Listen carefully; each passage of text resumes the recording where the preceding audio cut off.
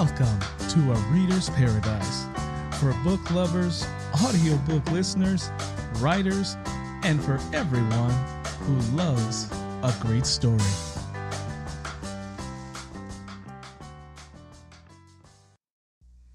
Hello, and welcome to another episode of A Reader's Paradise.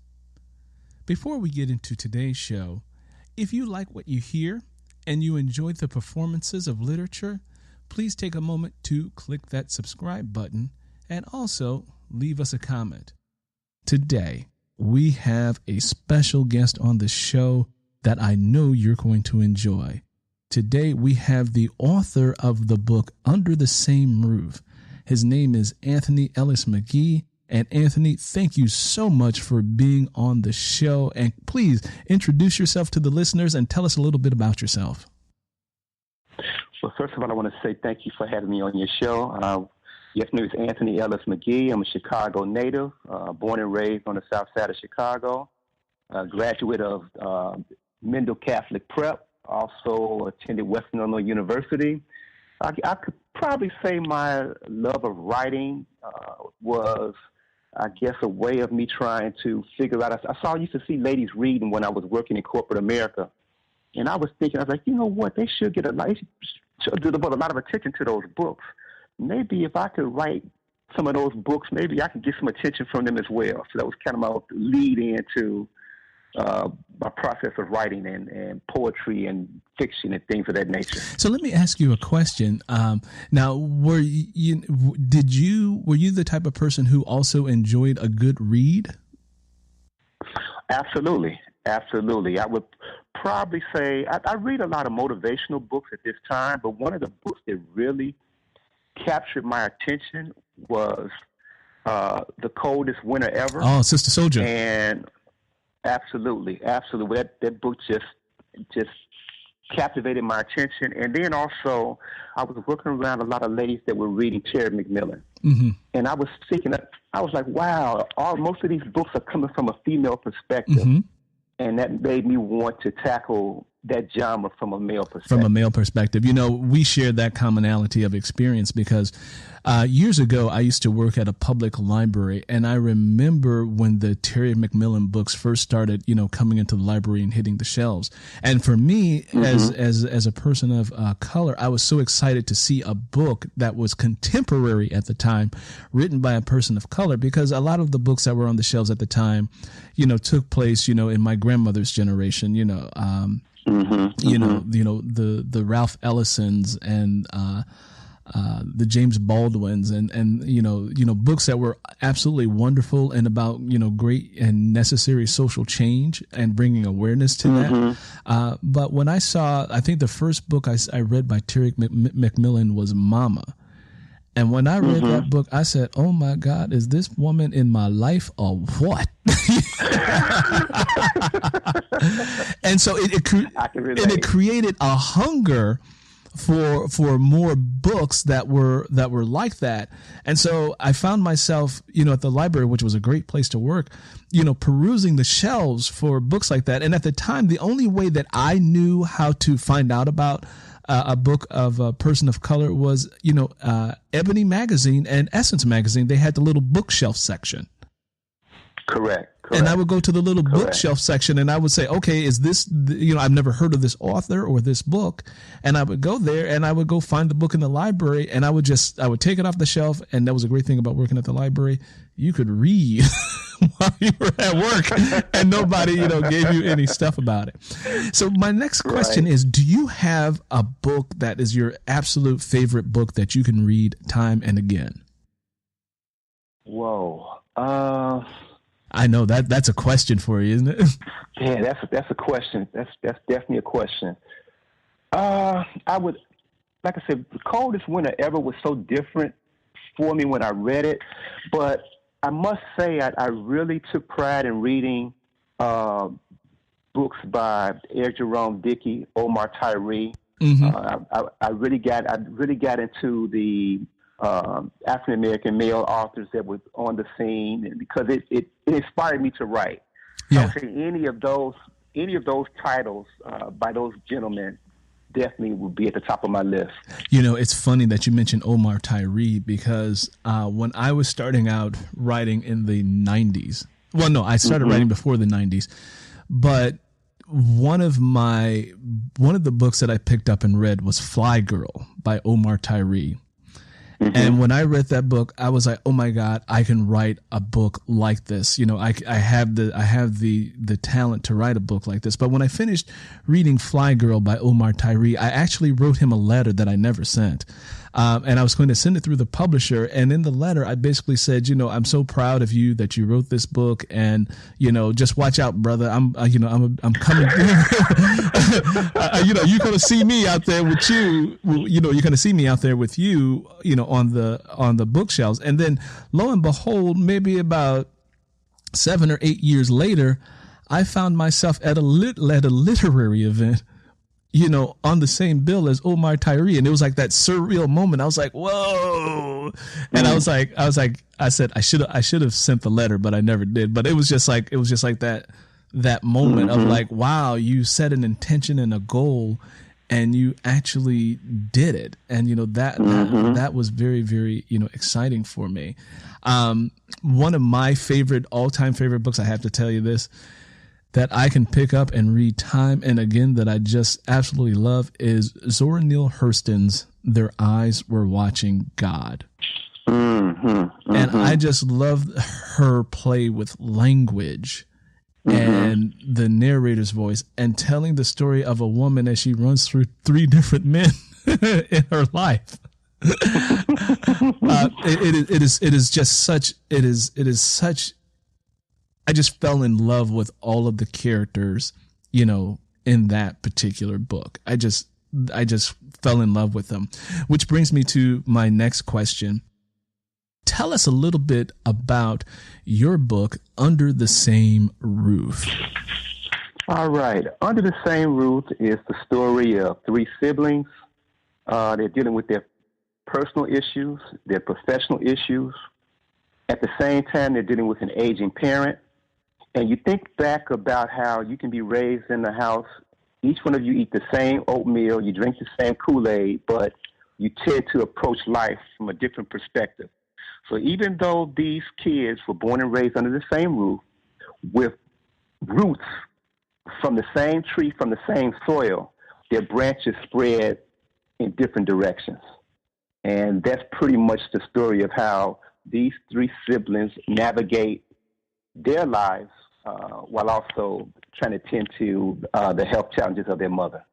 Now, you bring up a very strong subject in there that a lot of people don't necessarily hear about or talk about enough, I feel, and that is caregiving of a parent. It is such an emotionally and physically draining thing to have to be a caregiver for a parent, especially when you're accustomed to the parent being much stronger than how they're presenting as they age. What inspired you to write or tackle such a sensitive subject like that? That can be a common experience for many people, you know, all over the world. I think it's a way of I think sometimes when individuals are going through circumstances like that, they sometimes may feel like they're going through it all by themselves. And, you know, I talk to friends of mine who they may have 10 brothers and sisters, but that parent may call on the one individual all the time. And you have situations where some children are able to handle it and they step into that role, and then others they run from it. Now, myself, from a personal perspective, my brother and I were 9 years apart. My brother is deceased, so when my mother and father, you know, got up in age and had to deal with, you know, dealing with health challenges, it all fell on me. You know, I was the first and only point of contact when any type of emergency occurred. So as we get older and our parents get older, you know, it's a road that we often have to go down, and I tell you, it can be a challenging road to navigate, but I think it's something that really people need to be able to have an outlet and know that they're not alone in this type of process. Yeah, and you hit on a very crucial point that, when you go down there, some of us may find ourselves on that road and we're not prepared to be on it. Mm-hmm. Especially if you have a parent that perhaps, didn't save enough or mm-hmm. Didn't necessarily take care of their health or ignored the warning signs. And, mm-hmm. You're called to be the rescuer in a way that you did not anticipate, participating in a parent's life. And, mm-hmm. And then the cost of caregiving for an adult is astronomical. I mean, it is just a very, very, and I'm in transparency here, I'm saying this because, again, we share that sort of experience because I had to be a caregiver for my father towards the end of life. Mm-hmm. And so it fell on me, and, getting them to an appointment or getting them to see their doctor, mm-hmm. helping them with their medications, making sure they're taking their medications, making sure they're eating. There is a lot that goes into caregiving. Go ahead.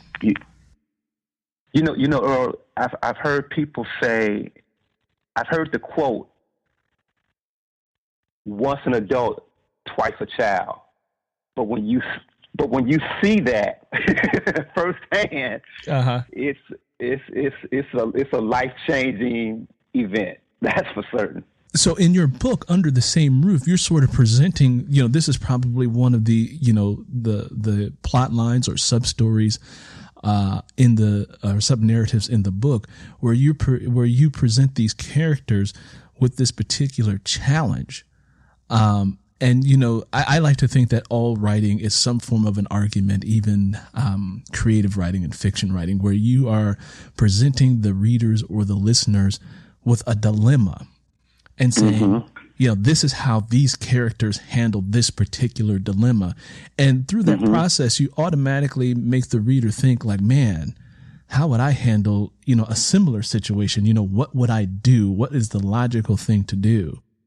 Mm-hmm. And so did you find yourself, tackling, that sort of thing with this book of trying to figure out, what's the logical thing for my, characters to do, or what's the selfish thing that this character would do that just, as you say, you have other siblings in this book that were helping out, but, maybe one sibling is, more of the caregiver and the other one is more of the, free spirit rebellious type that doesn't want to, be involved in it. Right. One of the things that I was able to tie into the book is just some of the things that I experienced with my own parents. I remember being out on, engaged in social activities, with friends, whether I was, out with my buddies or on a date with a young lady, and being where one phone call can alter your whole mood. It's like you're riding on cloud nine and you get a phone call and you're answering and everything changes. And just the aspect of having to adjust mentally is of being on that emotional roller coaster. You're up, and then all of a sudden something happens and you have to shift. And say you were, maybe you had plans to hang out with your friends, or maybe you were going to, a concert or a movie, and one phone call can make you have to adjust your plans. And you have some siblings that they take that in stride and they go and they do what they have to do, but then you have others that use different means to avoid those type of situations, whether they're the type that's going to go out of town, or they move far away, or they blame their neglect because of their job or whatever. I think built in, all of us have some type of things to try to protect ourselves And what I learned is it's not necessarily that a person doesn't want to do it. It's not that they don't love the individual, that the parent, the mother, the father, whoever the ailing person may be, but some people just don't have the capacity to handle it. And they tend to look for different ways to avoid having to deal with things that are too close to home for them. You know, you brought up a lot of wisdom nuggets, you know, just in there. And one of them I want to focus on is where you say people, you know, don't know how to handle it. Sometimes, you know, a person may not be emotionally well developed enough to handle it. And then also with the human nature aspect of it, we all have a tendency to avoid things that are painful. Absolutely. Our brains try to protect us from anything that's going to be painful, uncomfortable, or anything like that. And so, you know, sometimes we're our own worst enemy, where we won't go ahead and face the thing that we need to face because we'll engage in avoidance activities and try, you know, not to deal with it, or the proverbial phrase, you know, stick your head in the sand and hope it goes away, you know. But no matter what you do, that train is coming down the track, that tornado is heading towards your house. Right. And, you know, you have to, you know, take action to deal with those sorts of things. And you're right. Not everyone is equipped to do that. And, you know, that's one of the interesting things that I think we all have to understand about human behavior and human nature. And, you know, not everyone can be, you know, Nelson Mandela. And, you know, stay in the prison for 25 years, you know, who's going to sign up for that plan, you know? Right. Correct. But, you know, there are certain individuals who are, I think, designed to do that. And it sounds like, you know, you're going to have, you know, some wonderful, you know, nuggets of wisdom, you know, in the book, just listening to you, you know, talk about that. And it'll give the readers of the work just, you know, something to, you know, think about, chew on, especially if someone is going through the situation while they're reading your work and they're going through a similar situation. Because sometimes if you are the caregiver going through that, you really need, you know, an escape, or somebody who, you, as you said earlier, someone who understands and knows that you're not going through it alone. Even though work is presented as fiction, there's a lot of, you know, truth and realism, you know, in fiction. So that's going to bring me to my next question. This is a writer's question. And let me ask you, does writing energize you, or does it exhaust you? It energizes me. When I've never sat down to write and then afterwards felt exhausted. If anything, I feel just like rejuvenated. You know, I'm happier because I feel like I've accomplished something. And one of the things that that's helped me is in writing, I was never a person to write from an outline. For me, it was just, I'm the type of person where I can sit and stare at my monitor for hours, and sometimes things will hit me right away. And then sometimes what I'll do is I'll put on my headphones and listen to some music, and I can hear one verse of a song, and it's just like, oh, okay. And I find a way to try to weave that into a story or into the narrative that's taking place at that time. So it's never been a thing where like, oh man, this is hard. It's always really been relatively easy for me. Yeah, that sounds like the gift of writing. You said something in there that was really interesting. You said sometimes you listen to music, and so I'm the same way when I sit and I write. They call it. There's a term for it. I think it's called synesthesia. Where where when you like sometimes for me I have to listen to like ocean waves or thunderstorms. I can just go out onto YouTube and type in, thunderstorms, and, it'll do that. Or I'll type in, sounds for writing. Mm-hmm. And, it gives me like these consistent frequency levels of music. And it really helps my mind to sort of get into that subconscious and start pulling forth stuff. And so, you say, sometimes you can hear a lyric from a song. And so I remember I was writing a novel, and I had these two characters that wanted to share a slow dance, but I was looking for a classic song that, people would know whether they were young or old. And so, in my mind, and when I was in this state, all of a sudden it came to me, and it was like, the Temptations singing Just My Imagination. Wow, you just kind of read my mind with that.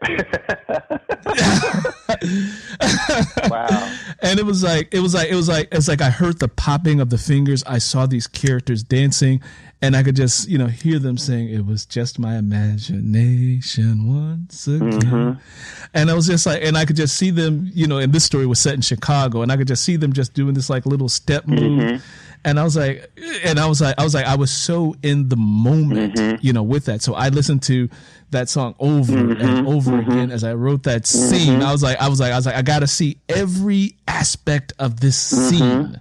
And do you find that yourself doing that when you're in a scene, that you have to see every aspect of it? Oh, absolutely. I was writing a female character recently, and for some reason, the song that just kept. It popped in my head, because what I'll do sometimes is go on YouTube and just look for different songs. And for some reason, I ran across Anita Baker's Fairy Tales. And I started just listening to that, of just how she's telling the story of how when she was growing up, her mother used to tuck her in and tell her fairy tales about meeting her Prince Charming, in a sense. And how in life it really doesn't work that way. I never thought he would leave and walk away. And I just got into it, and I was like, I had my headphones on. I just kept hitting rewind. I just kept starting it over because I just got into it. And I just, as I'm listening, I'm constantly hitting the keys on my keyboard, producing a particular scene. So, yes, absolutely. Yeah, because you want to stay in that state. You're giving birth to something that's very, fantastic as a writer. Sometimes when I'm in that state, I write, and I forget to eat. I don't drink. I'm like, don't say anything to me. I have this wild, crazy look in my eye that only my cat and dog understand. Like, oh, he's he in the moment. We better just shut up. Just shut up. Just shut up. And so right. Yeah. So you get in that moment, and as a writer, some people call that the flow. When you have that writer's flow where you're in it and you can't stop. It's like, I don't know if you've ever experienced this as a writer, but I know as a writer, sometimes once I finished a product and I go back and I read it, I said, did I write that? It was like, did you ever have that? Well, yeah, what happens with me, actually, particularly with me not I don't create an outline. So in my mind, I may have an idea of how things are going to start and how I want things to end. So I have to fill in the middle. So the filling in the middle is just simply me sitting and just kind of just whatever comes to my mind sometimes, and with me, it's imperative for me to write a story that makes sense. I know everyone wants to write something that is, oh wow, where it's a shock on every page, but I feel like if you write yourself into a corner you can't get out of, you've done yourself and the readers a disservice. So I want things to play out in a way where a person can say, you know what, I can believe that happening. I can definitely sense that happening. So with me, I had days where I may start at 8 o'clock in the morning and write to 4 or 5 o'clock in the afternoon, or I may start at midnight and write to 8 or 9 o'clock in the morning. Because if I'm in it, I'm not even thinking about time. I don't even think about time. You take your bathroom break, so you go and you get some water, or you get up and you walk around and let something process it in your head, and then once you're like, okay, now I got it, and you go back and you really kind of zoned out. I can really understand why writers in many ways are very isolated individuals because you get locked in. Yeah, writing isn't a very alone process. It really is. It really is. It is really you going deep within yourself to try to figure out something. I like to say sometimes writing is, with writers, we are the storytellers of humanity and human behavior, and we are the storytellers of what we sense are the solutions to life's dilemmas, because there's nothing called a drama-free life. No, not at all. Not at all. There, you can live in a cave all your life and say, I ain't never going to interact with, people or anything. But guess what? Life will move on you. Yes, it will. And it doesn't care if you're a nice person, a mean person, or a righteous person, or a spiritual person. Life will hit you dead in your mouth and say, get up. Right. Right. And so I think as writers, we look at all these dilemmas of humanity, these social issues, political issues, health issues, world hunger issues. And as writers, we try to wrestle with those beasts. Whether we're writing nonfiction or fiction, we try to wrestle with those beasts to come up with solutions or answers that people can, take with them or take away and say, wow, I never looked at this particular dilemma this way. Or, wow, I know someone who went through a particular dilemma and I'm going to recommend this book to them that, maybe they will find something, that they can pull out of that and just say and hold on to. That's the beauty of a book and writing, because it takes up psychological space in your brain, and you hold on to it. That's why people love following characters. Especially it's, and that's why we idolize our heroes and that sort of things, because we put ourselves in their shoes, or we want to embody some of their values. And there's writers that had to, create that. But, I agree with you that, writing is an alone event. And you have to really understand, people have to understand that, writers just don't go sit down one day and say, oh, I'm going to write a book. And then their fingers start moving across the keyboard. And all of a sudden, my masterpiece is done. No, it doesn't. I wish. It doesn't work that way. And everyone's process to getting to where they need to go is different. It's different. And so, but once you've mastered your process, and there's something in writing that I learned, it's called trust the process.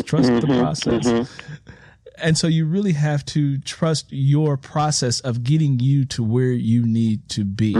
Now, one of the things that I do is, I do use a general outline for me as to where I'm going, but but what I also do is, before I even do the outline, I have to sit and I have to meditate, and I have to go deep into my mind and say, okay, what is the story that I am trying to tell? And I have to sit there and I have to sit with it for a while. And I like to have it come and visit me. Whether the ancestors from the plains or whatever the universe wants to shoot my way, I try to open up myself and say, let it come to me and let it visit with me, and let us sit and, have a conversation about it. And I do that, and I can sit there for an hour, 2 hours, and sometimes something comes, but then and sometimes it doesn't. But when it does arrive, I'm like, go to your computer and just write. And sometimes I'll sit at my computer and I'll keep my eyes closed because I'm looking at things with my third eye. I know this is, a little, weird stuff here, but my third eye, or my internal eye, my mind's eye. Some people call, I'm seeing with my mind's eye and not my physical eyes. And so to be aware of that as a writer is a really strong thing. And I sometimes, when I was teaching creative writing, I would tell people who didn't understand, what do you mean your mind's eye? I don't understand. I said, how many of you have ever had a dream that you remembered? And, usually everyone raises their hands. And I said, your eyes were closed. So what eyes were you looking with? Mm-hmm. And then that kind of like freaks people out. Like, whoa. I was like, yeah, the mind's eye, it's a very powerful way to look at something. And I said, understanding that's how writing comes to me. That's how story comes to me. I can't look at it with my physical eyes all the time. I have to go into my mind's eye and look at it that way. And so I think that's an important. And so, and I thank you for sharing that part of your writing process, with us. So with that being said, you have gone from, having the idea of a book to actually producing a finished product of your book. What advice would you give to people who are listening and they say, oh, I have this idea, but, I'm not sure that I can actually tell the story, or, I'm not sure if I'm good enough. What would you tell a writer who is doubtful? I would tell a writer that may have any type of doubts about the story they want to tell. I would advise them to believe in the story. Start writing the story. And what I did was I actually had maybe 3 or 4 friends that as I was writing, I would give them chapters here and there. And they would read maybe 3 or 4 chapters and they would come back to me like, whoa, they were excited. So their excitement fueled my excitement because now I felt like I had been put on the spot in a sense of like, okay, this is what you started, because people now, okay, I want to see how this is going to finish. And it made me lock in. It motivated me because I wanted to have something else for them to read and to look at and to experience. And it's something when you hear, I'm sure you know better than myself how you can have readers that lock in and they get so locked in on this story that they act like they wrote it instead of you. So yeah, and so it's interesting. I remember going to a book club, and as a male writer, going into a book club where it's 15, 20, 25 women, and they're reading, they've read the book. You don't know what their response is going to be like. And I remember having one lady ask a question, well, Anthony, why did this happen with that particular character? Why did that happen? And before I could answer, another lady jumped in like, this happened because of this. And they got to arguing, and they were, it was as if the other person had written the book. And I was like, wow. And it really hit home how much power those words have. And well, I'm sorry, go ahead. Yeah, well, and that goes back to, not to mean to interrupt you, but that goes back to what I said, all writing is some form of an argument. Yes. And so when you said the book club jumped in and said she was offering the counter argument to the argument the other person was putting up. Right. Okay. But yes, those are the things that really encourage me, but more so than anything else, particularly with it being such a isolating activity, and it can take months, years sometimes to complete your art, your project. I definitely would encourage a writer to have a, maybe it's a couple of friends that love to read, that read fiction or read nonfiction or whatever it may be, genre it may be, but let them take a look at it. Don't be afraid to allow them to read it and get their feedback, because often that feedback is what can inspire you to move forward to complete your project. Yeah, and that's a common writing fear, where people fear other people looking at their work, because it's a vulnerable thing to do when you write down your thoughts and then you invite someone else to read them, because some people feel that they may be judged for writing down their thoughts. And so it's a vulnerable thing to do.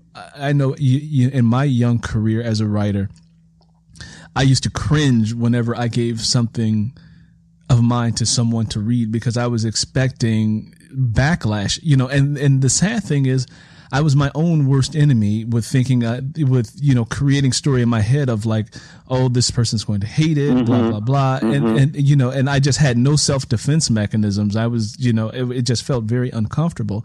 But as you say, as a writer, if you're going to call yourself a writer, then you have to be ready to deal with any type of criticisms that come as a result of your work. And actually, I've gotten to the point where I actually welcome criticism because I understand now this person is presenting a different perspective to this argument. They're just adding their voice to the argument that I created and put out there. And if I figure if I get some sort of criticism out of the work, I know one thing for sure, that you read that book and you have an opinion. Absolutely.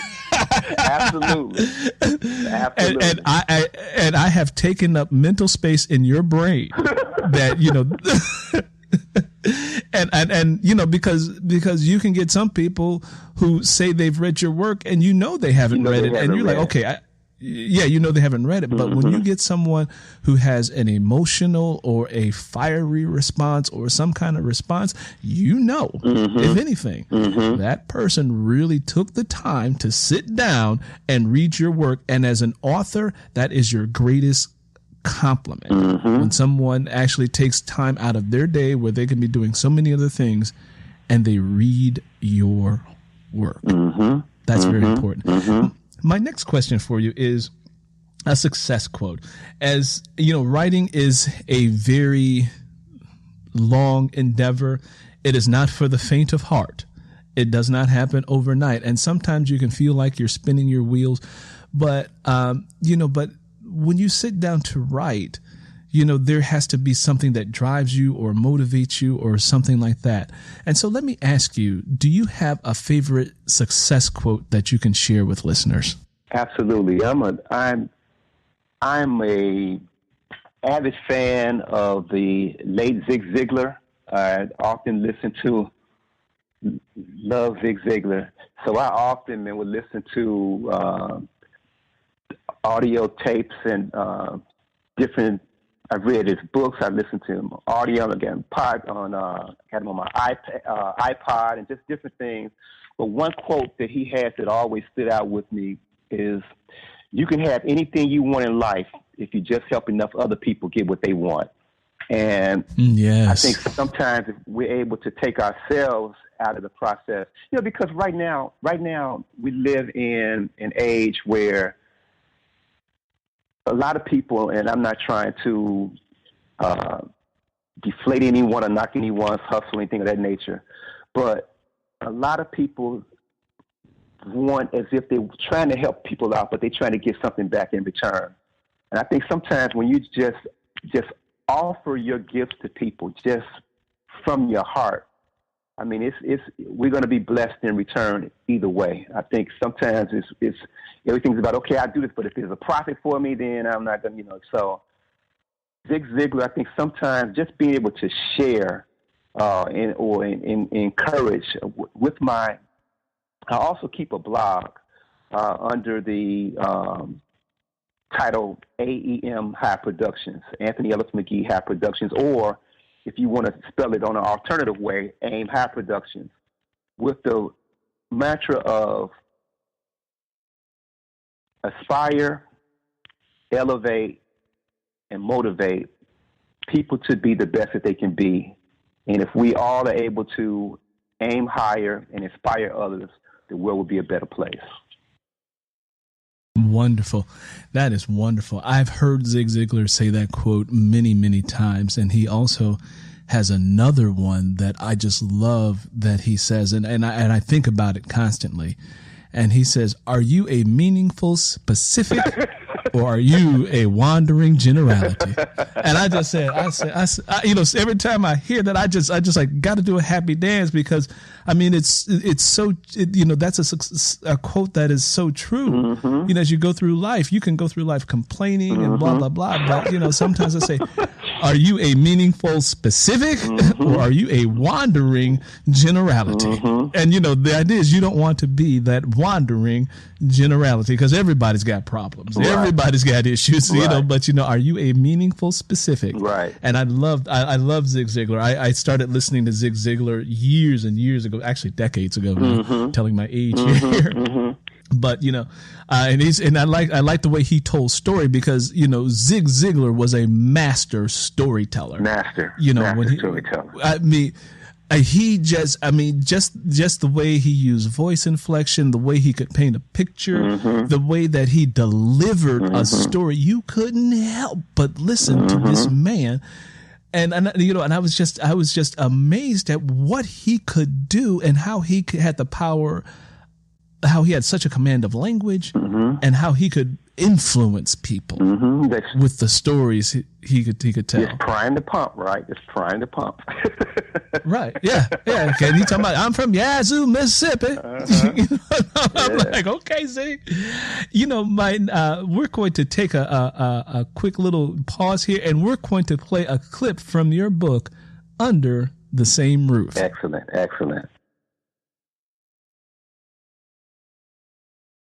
Under the Same Roof, a novel by Anthony Ellis McGee. Chapter 1. Julian. Here we go again, I thought, as I drove like a madman on a mission, chasing the screaming siren and flashing lights of an ambulance along rain-slick streets. Hope Collins, my 65-year-old mother, had just suffered another asthma attack and was en route to Roseland Community Hospital, located on Chicago's South Side. Over the last 3 years, I've watched Mama battle an array of ailments, resulting in numerous calls to 911 and frequent trips to the hospital.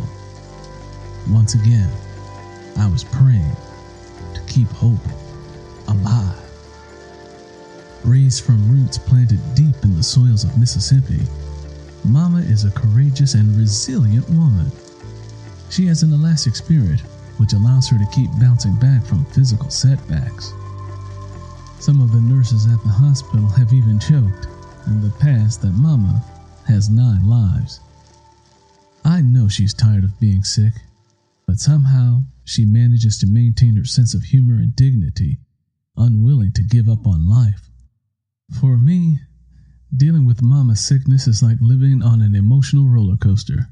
As soon as I begin riding high on a thought of her condition possibly improving, another setback happens, sending her back to the hospital and me on a downward spiral. I'm up one moment and down the next. It's mentally and physically draining. A male and female crisis team wheeled the stretcher carrying Mama into the emergency area. Beads of sweat danced on Mama's fever-stricken forehead. She's weary. They worked to stabilize her. A male nurse who appeared to be Filipino came in and covered Mama's mouth with an oxygen mask. Soon after, another male nurse set up a machine used to drain excess fluid from Mama's body.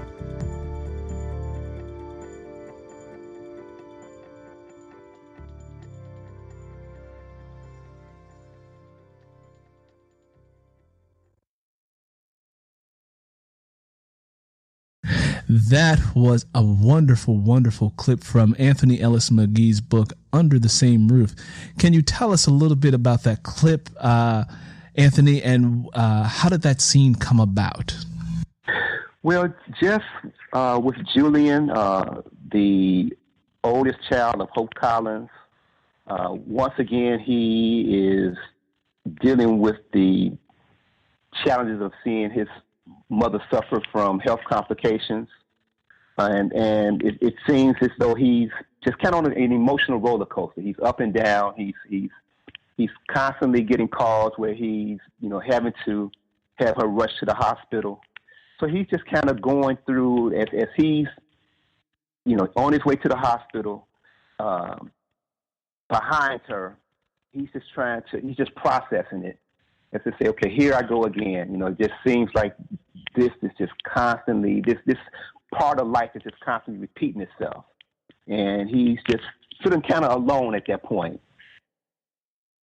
You know, that's very interesting, because in the clip I was thinking, and I'm like, man, you know, part of this character has to be, as you say, on the emotional roller coaster. 1 minute they probably have to be thinking like, is this person going to survive? If this is the person who means the most to me going to survive this? And, you know, that presents itself with its own sort of narrative of internal narrative and turmoil, emotional turmoil that you may be going to. And then on the other side is this other part of the character's personality that's saying, you know, I've been down this road many, many times. And, you know, there's a familiarity with being on that road. So there's that inner conflict with this character where the one part they're concerned about the health, and the other part there's like, this is too familiar to me. And, you know, it's uncomfortable trying to be in between, you know, that internal battle with yourself, with the character as they deal with themselves, because they're caught in the middle. They don't know if they should be really concerned, or the part that says, I'm not concerned to a certain degree because I've been here before, as opposed to this. Go ahead. Yeah, well, you explained it absolutely correct. They're caught in the middle of two F's. They're dealing with fear on one hand and faith on the other hand. And they're straddling the fence between faith and fear. You know, what's going to happen now? Will I be ready for the outcome? And sometimes that can be a very frightening place to be. Yeah, and the other thing that I will add to that is, you know, as you know, sometimes your faith and reality don't always align. And that's our struggle, because you know we can have a faith, but then the faith is saying one thing and the reality is saying something else. Absolutely. And then you're like, man, there's some realities here that I have to deal with, but I'm gonna try to be faithful in spite of this reality, and that can cause, man, some internal conflict and turmoil like you wouldn't believe. Absolutely. You know, it will just. It can do that. So, Anthony, tell us where we can, you know, contact you. Do you have a website? Do you have a blog? And where can people go out and download a copy of the book and tell us a little bit about that? Okay, absolutely. I do have a website in which I blog. I can be found at AEM High Productions. That's AEM High Productions. I'm also, those are my initials, Anthony Ellis McGee. Or if you want to say you're aiming high, you can say AIM High Productions, pronounce it as AIM High Productions. But I can also be found on Facebook, under my Facebook page of AIM High Productions. I can also be found at Anthony Ellis McGee on LinkedIn, on Pinterest, on Instagram. So I'm all over the place. Either you can find me under Anthony Ellis McGee or under AIM High Productions. Okay. And your book, Under the Same Roof, is currently available for, is it print and download? Where can people find the book? The book can be found by going to my website, clicking on the link where it can be purchased from Author House. It can also be purchased on Amazon.com. Okay, and finally, we have to let the listeners know that the clip that we heard is currently under production. So the audiobook version of this is going to be forthcoming later this year. Absolutely, I'm very excited about that. All right, wonderful. So with that being said, Anthony, I want to thank you for taking the time to chat with us here on Reader's Paradise. I really appreciate you being here. And again, thank you so much, and we will be in touch. Thank you, Earl. It's been wonderful speaking with you. Thank you for allowing me to be on your show and speak with your listeners. I really appreciate it. Thank you. All right, thank you.